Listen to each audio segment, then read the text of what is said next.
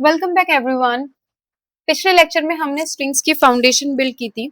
हमने देखा था कि स्ट्रिंग क्या होती है, पाइथन टेक्स्ट को कैसे स्टोर करता है और इंडेक्सिंग कैसे करते हैं। एंड आज के लेक्चर में भी हम बहुत इंटरेस्टिंग थिंग्स डिस्कस करने वाले हैं। हम सिर्फ टेक्स्ट को देखने वाले नहीं हैं, बल्कि हम उसको मैनिपुलेट भी करेंगे, उस पर सर्च लगाएंगे, उसको क्लीन करेंगे एंड एग्जैक्टली वैसे ही प्रोसेस करेंगे जैसे रियल वर्ल्ड एप्लीकेशंस करती हैं। अब मान लो किसी वेबसाइट ने यूजर नेम यूज किया है as John Doe and 2345. Okay, so this is what they have used. And इसमें से मुझे सिर्फ जॉन डोई चाहिए या सिर्फ लास्ट के नंबर्स चाहिए। क्या हम इसको करेक्टर बाय करेक्टर काउंट करते रहेंगे, हर बार इसको मैनुअली वर्क करते रहेंगे, कोई इस पे लॉजिक लगा के मैनुअली कुछ कोड लिखते रहेंगे? तो नहीं, हम ऐसा नहीं करेंगे, बल्कि इस प्रॉब्लम का सोल्यूशन आज हम इस लेक्चर में डिस्कस करेंगे। तो आज का लेक्चर हम सबसे पहले स्टार्ट करते हैं एक बहुत इंपॉर्टेंट कॉन्सेप्ट से, जिसे कहा जाता है स्ट्रिंग इम्यूटेबिलिटी। एक इंटरेस्टिंग सी सिचुएशन है मेरे पास। सपोज करो मेरे पास एक स्ट्रिंग है, let's say I have a as hello, and मान लो मुझे इस हेलो में एच को बी बनाना है, let's say below. That means what I want the result as I want it as below. That means कि मुझे अपना फर्स्ट कैरेक्टर चेंज करना है। लास्ट लेक्चर में हमने क्या सीखा था कि हम इंडेक्सिंग की हेल्प से कैरेक्टर को एक्सेस कर सकते हैं। तो इन केस मैं ए एट 0 इंडेक्स को बी असाइन कर दूं and then if I print A, let's see what I am going to get the output. क्या ये चेंज होगा? सी। आप में से बहुत लोगों को लग रहा होगा कि हाँ ये चेंज हो जाएगा, लेकिन नहीं, ये चेंज नहीं होगा, बल्कि हमें पाइथन एरर दे देगा। अब क्वेश्चन आता है कि हमें पाइथन ने एरर क्यों दी। तो यहाँ पे एक इंपॉर्टेंट कॉन्सेप्ट आता है जिसे हम कहते हैं स्ट्रिंग इम्यूटेबिलिटी का। स्ट्रिंग इम्यूटेबिलिटी का मतलब क्या है कि हम we can not change the individual character. हम इंडिविजुअल कैरेक्टर्स को स्ट्रिंग के अंदर चेंज नहीं कर सकते। एक बार हमारा स्ट्रिंग बन गया, आप उसको डायरेक्टली चेंज नहीं कर सकते। Let me repeat it again. String के अंदर किसी भी स्पेसिफिक कैरेक्टर को आप मॉडिफाई नहीं कर सकते एक बार आपका स्ट्रिंग बन गया। So this is what we called as string immutability. But अगर मुझे इस हेलो को बेलो बनाना है तो मैं क्या कर सकती हूँ? What can I do is that I can again take the variable as a and then I can assign it as bello. Now let me print a and let's see.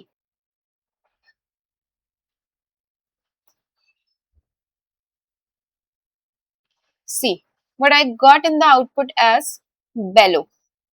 हमने पुरानी स्ट्रिंग को modify नहीं किया है। यहाँ पे जो ये स्ट्रिंग था ये मॉडिफाई नहीं हुआ है, बल्कि हमने एक और नई स्ट्रिंग बना ली है।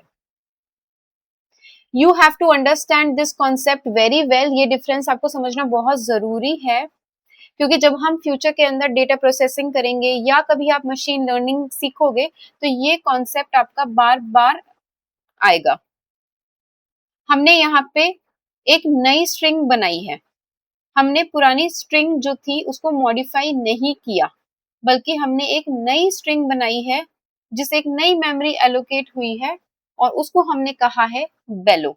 इम्यूटेबिलिटी का मतलब क्या है कि एक बार अगर आपका ऑब्जेक्ट क्रिएट हो गया, उसके अंदर की वैल्यू को आप डायरेक्टली मॉडिफाई नहीं कर सकते। आप उसे रीड कर सकते हो, उसे एक्सेस कर सकते हो, सर्च कर सकते हो, लेकिन आप उसको डायरेक्टली मॉडिफाई नहीं कर सकते। तो यहाँ पे एग्जैक्टली हुआ क्या है कि स्ट्रिंग चेंज नहीं हुई, बल्कि वेरिएबल ने एक नई स्ट्रिंग को पॉइंट करना स्टार्ट कर दिया। जो वेरिएबल ए था उसने अब नई स्ट्रिंग को पॉइंट करना शुरू कर दिया। Instead of pointing hello, now it is pointing to below. But string hello as it is की एज इट इज मेमोरी में है। इम्यूटेबिलिटी का मतलब ये नहीं है कि आप जो वेरिएबल है उसको नई वैल्यू असाइन नहीं कर सकते। आप उसे नई वैल्यू असाइन कर सकते हो, उसकी वैल्यू चेंज हो सकती है, बल्कि इम्यूटेबिलिटी का मतलब ये है कि जो आपकी एग्जिस्टिंग स्ट्रिंग है आप उसको मॉडिफाई नहीं कर सकते। इस स्ट्रिंग को एक और नई वैल्यू दे सकते हो, let's say bye. Okay, so if you will print A, you will get buy as the answer now, because now A started pointing to the buy, but these strings still exist. अब question आता है कि Python ने strings को mutable क्यों नहीं बनाया? Why Python has make the strings immutable? So answer ये है कि जैसे हमारा टेक्सचुअल डेटा है, जैसे emails, password, file name, URL, customer ID, ये सब टेक्सचुअल डेटा होता है और पाइथन को चाहिए था कि ये वैल्यू सेफ और प्रिडिक्टेबल रहे। अगर स्ट्रिंग्स को कोई भी चेंज कर सकता तो बहुत अनएक्सपेक्टेड बिहेवियर भी हो सकता है। दैट इज वाई जो बहुत ही सेंसिटिव सा डेटा है, जैसे email, password, URL, file name, ये सब हमारा textual data as a form of string होता है। And these values to remain safe and predictable, these are declared as the strings are declared as immutable. अब यहाँ पे एक और कॉन्सेप्ट आता है, जैसे हमारे पास एक फंक्शन है replace. If I show you, if I give, let's say, new name as a dot replace b with h. Okay, now let me print the new name. यहाँ पे स्ट्रिंग मॉडिफाई नहीं हुई है, बल्कि आपकी एक नई स्ट्रिंग जनरेट हो गई with the label new name. Replace function ने पुरानी स्ट्रिंग को चेंज नहीं किया, बल्कि रिप्लेस ने एक नई स्ट्रिंग क्रिएट कर दी है।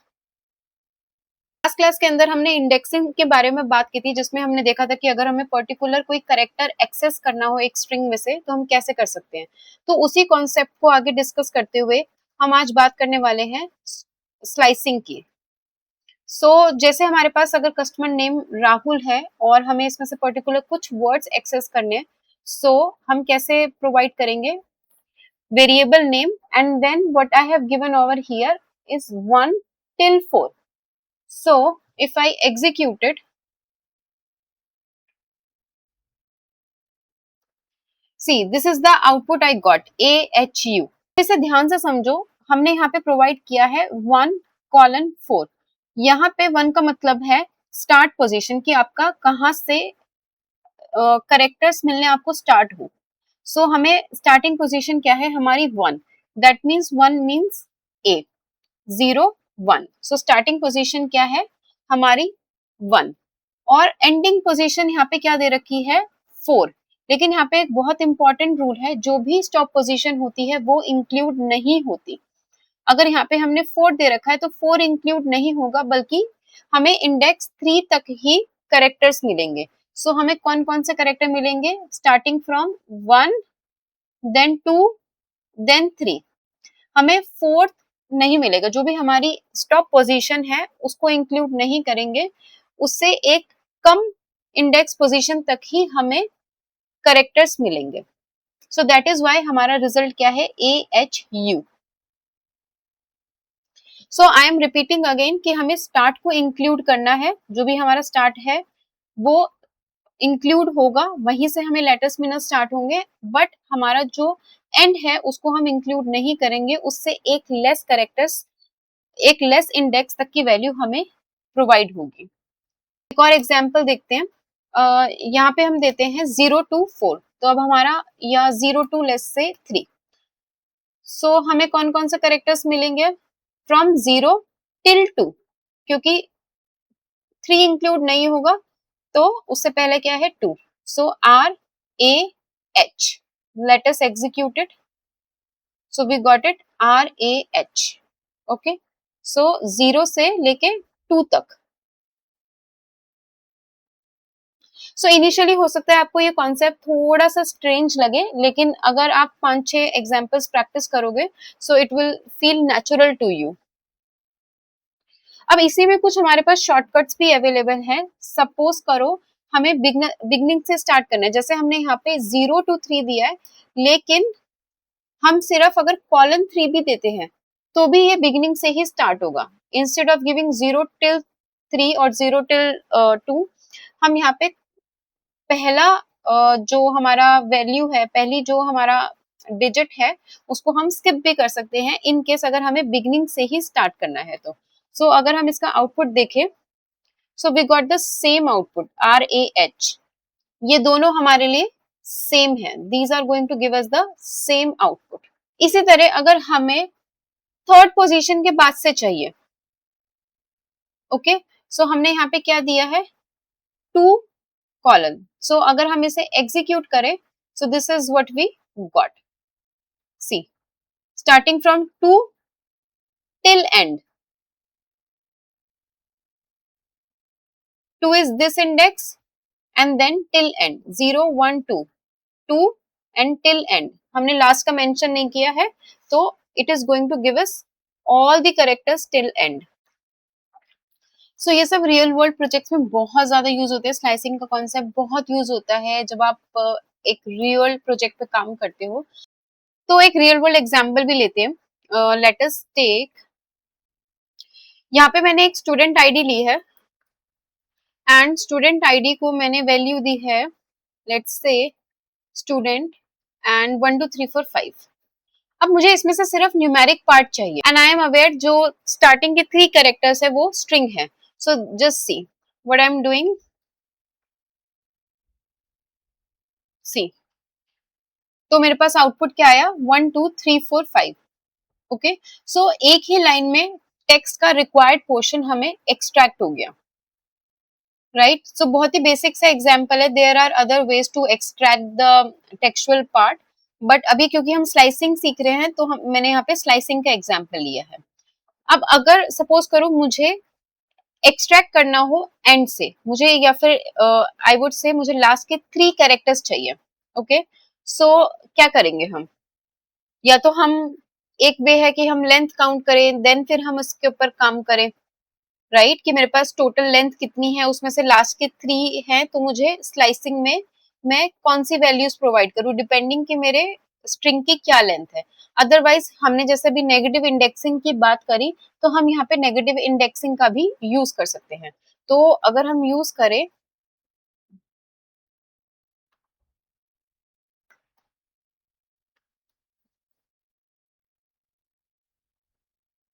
सी I got the last 3 characters because what I have given from -3, and what -3 is, this is -1 -2 -3. So because I want last 3, so starting from the -3 till end, okay, so I got the last 3 characters. So now just imagine कि आपके पास अगर suppose करो 200 character का कोई string है, so आप उसे manually count नहीं करने वाले, तो इस केस में हमारे पास नेगेटिव स्लाइसिंग बहुत अच्छा काम करती है।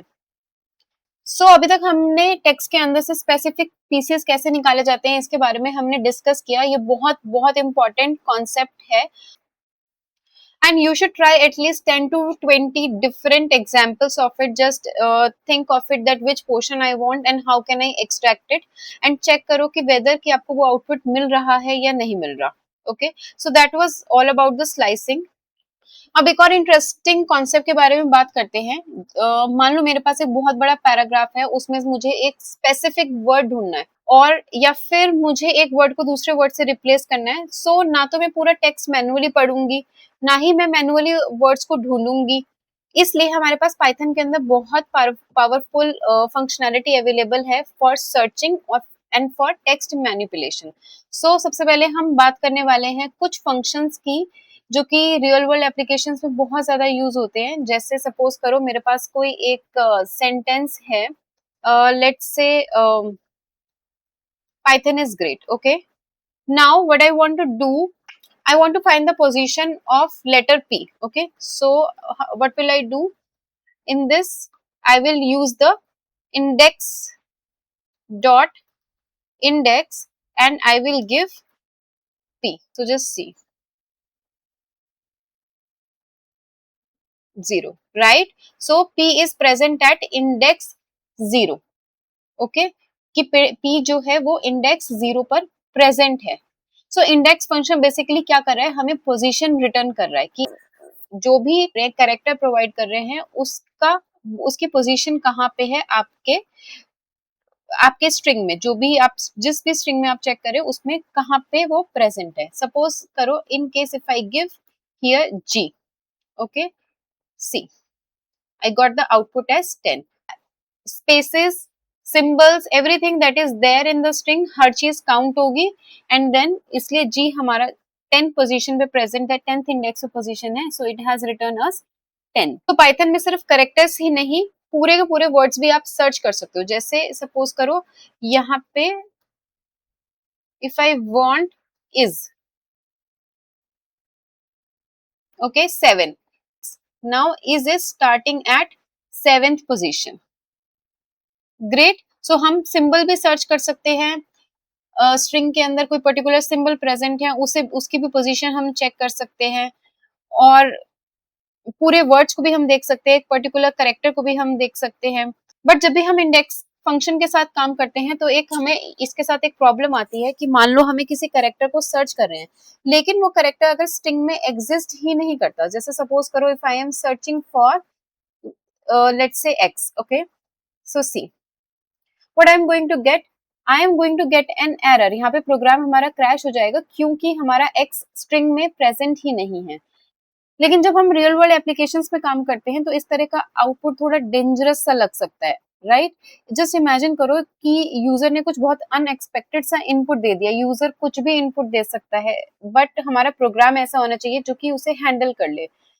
बट अगर इंडेक्स जैसे हमें एरर दे रहा है कुछ अनएक्सपेक्टेड इनपुट पे, तो हमारा प्रोग्राम क्या हो जाएगा, क्रैश हो जाएगा। तो उसका सेफर ऑल्टरनेटिव जो हमारे पास अवेलेबल है that is the find function, okay.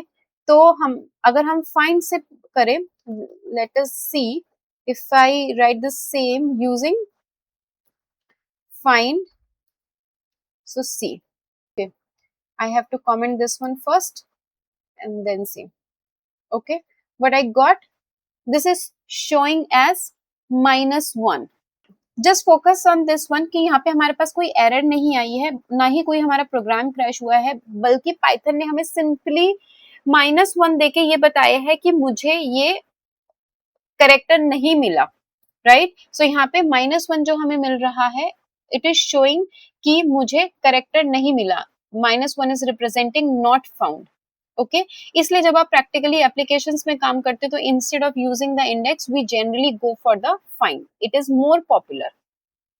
Late us talk about one more function. अब एक रिक्वायरमेंट समझते हैं। जैसे सपोज करो मेरे पास एक टेक्स्ट है और उसमें मुझे काउंट करना है कि ए कितनी बार आया है, right? So what I am going to do, print phrase dot count, let's say t, okay, it is showing that t has come twice, 1 and 2. This way it is going to give you the exact count that how many times एक particular character आपके string में present है। यहाँ पे मैं एक और add करती हूँ sentence, let's say Python is fun, Python and easy to learn, and यहाँ पे मैं count में भेजती हूँ Python। So अब इसे run करते हैं। See, Python is written thrice, 1, 2, 3। तो काउंट फंक्शन में ऐसा नहीं है कि आपको सिर्फ करेक्टर्स ही काउंट करने हैं, वर्ड्स भी आप काउंट कर सकते हैं या कोई पर्टिकुलर सिंबल है वो भी आप इसके अंदर काउंट कर सकते हैं। एक अगर एग्जांपल लें, जैसे कि अगर कस्टमर का फीडबैक आप एनालाइज कर रहे हो, दो there are other ways, but एक बहुत बेसिक सी सिचुएशन को अगर समझे कि अगर आप कस्टमर का फीडबैक एनालिसिस कर रहे हो उसमें आपको काउंट करना है कि how many times the good word has come, so this way you can count it. Now I want to, let's say, okay, let's say Python with Java, okay. Now see,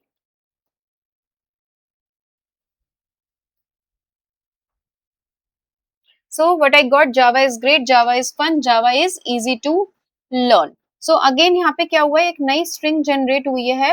यहाँ पे replace ने इस string को change नहीं किया, यहाँ पे कुछ replace नहीं हुआ है, बल्कि एक नई स्ट्रिंग जनरेट हो गई, क्योंकि remember we studied that strings जो होते हैं वो इम्यूटेबल है। आप स्ट्रिंग्स को चेंज नहीं कर सकते। एक बार आपने स्ट्रिंग को डिक्लेयर कर दिया उसके अंदर आप कैरेक्टर्स को चेंज नहीं कर सकते हो। बल्कि आप एक नई स्ट्रिंग जनरेट कर सकते हो। तो यहाँ पे एक आपकी नई स्ट्रिंग जनरेट हुई है, Java is great, it is Java is fun and Java is easy to learn. So यहाँ पे ओरिजिनल स्ट्रिंग मॉडिफाई नहीं हुई है, बल्कि रिप्लेस फंक्शन ने एक एक्चुअली में नई स्ट्रिंग हमें रिटर्न कर दी है। एक और इंटरेस्टिंग सी चीज देखते हैं जिसे हम कहते हैं combining functions. This one, how can I, if I want to count p, let's say phrase dot find, I am giving only p, small p, okay, right? Now see, I'm going to get -1. Why -1? Because small p is not present here. Now what I'm going to do, phrase dot lower, I converted everything in lower case, and now I'm finding the p. So it has given me that the p is present at index 0. Okay, so this is how we can combine the functions. Or um, if I want to count it, then see, so it has given me that the p has come 3 times. Okay, so एक function का output directly आप दूसरे function में use कर सकते हो। अब कुछ और फंक्शंस की बात करते हैं। कभी कभी क्या होता है, रियल वर्ल्ड डेटा परफेक्ट नहीं होता, उसमें कुछ स्पेलिंग मिस्टेक्स भी होती हैं, एक्स्ट्रा स्पेसेस भी होते हैं, या कभी कभी अनएक्सपेक्टेड इनपुट भी हमारे पास आ जाते हैं। तो इसलिए टेक्स्ट प्रोसेसिंग बहुत इंपॉर्टेंट स्टेप है whenever you are dealing with the real world data. तो उसको समझने के लिए हमारे पास कुछ और एक्स्ट्रा फंक्शंस हैं, जैसे कि हम बात करते हैं strip function की। Suppose I have given name as, let's say, and then okay, hello world, right? So see, there are lot of spaces present over here, सिर्फ हम नेम प्रिंट कराते हैं, सी, राइट? मे बी अभी देखने में ये हमें नॉर्मल लग रहा हो, लेकिन इसके अंदर एक्स्ट्रा स्पेसेस स्टोर है in the starting as well and the at the end as well, right? Or if I do it like this and print it, तो यहाँ पे हमें लग रहा है कि ये एक नॉर्मल स्ट्रिंग है, बल्कि इस स्ट्रिंग के अंदर एक्स्ट्रा स्पेसेस भी स्टोर है। तो अगर हम यहाँ पे लेंथ देखें इसकी, see, if I use the length of it, see, I got the 18 characters, okay, but it seems like in the output that it has only hello world, right? But see, it has extra spaces as well. So what we want कि हमें सिर्फ actual name मिले, actual string जो है वो मिले। तो इसके लिए हम क्या यूज करने वाले हैं, we have this name dot strip, okay, see, अभी भी हमें ये हेलो वर्ल्ड ही दिख रहा है, बट अगर हम यहाँ पे लेंथ देखें तो हमारे पास लेंथ क्या आएगी, सी, 13। जो भी हमारे एक्स्ट्रा स्पेसेस थे वो स्ट्रिप फंक्शन से हट गए। तो स्ट्रिप फंक्शन क्या करेगा, बिगिनिंग में या एंड में कोई भी एक्स्ट्रा स्पेस होगा तो उसको रिमूव कर देगा। जैसे कि अगर हम रियल वर्ल्ड एग्जाम्पल की बात करें, कोई भी अगर आप रजिस्ट्रेशन फॉर्म भर रहे हो तो डेटाबेस के अंदर अगर आप बिना क्लीनिंग के डेटा सेव करोगे तो it is going to create a lot of problem. Login भी फेल हो सकता है, सर्च फेल हो सकता है, मैचिंग फेल हो सकती है। तो इसलिए हम जब भी सेव करेंगे, यूजर ने कुछ भी डाला हो, लेकिन हम कुछ क्लीनिंग फंक्शंस के साथ ही उसको सेव करेंगे ताकि कुछ भी अनएक्सपेक्टेड एरर ना आए। एक और इम्पॉर्टेंट फंक्शन की बात करते हैं। मान लो अगर हमारे पास स्टूडेंट आईडी है एंड वी नो कि student IDs are going to start from student, okay, stu, right? Every student id is going to start from stu, and we just want to verify कि id के starting में stu present है या नहीं present है। So how can we check that? So we have this print student id dot starts with stu, okay, just see, the output is true, In case I stored like STU, okay, and now see, it is giving me false, because ideally what I am expecting that the T should be in the small, but here the T is in capital, right? So it is going to give me the false. This way you can check that student IDs are starting from a particular characters or not. Similarly हमारे पास यहाँ पे ends with का भी है, in case you want to check कि जैसा suppose करो email है that is ending with the .com or not. Here if I am having email as, let's say, abc@xyz.com,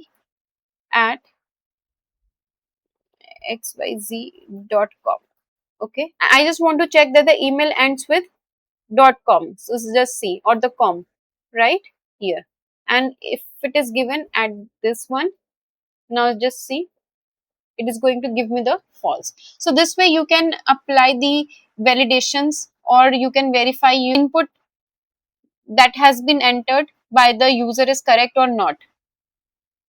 So इस तरह से आप वैलिडेट कर सकते हो. ये बहुत कॉमन है, that these functions are very common जब भी आप ऐसे टेक्सचुअल डेटा से डील कर रहे हो.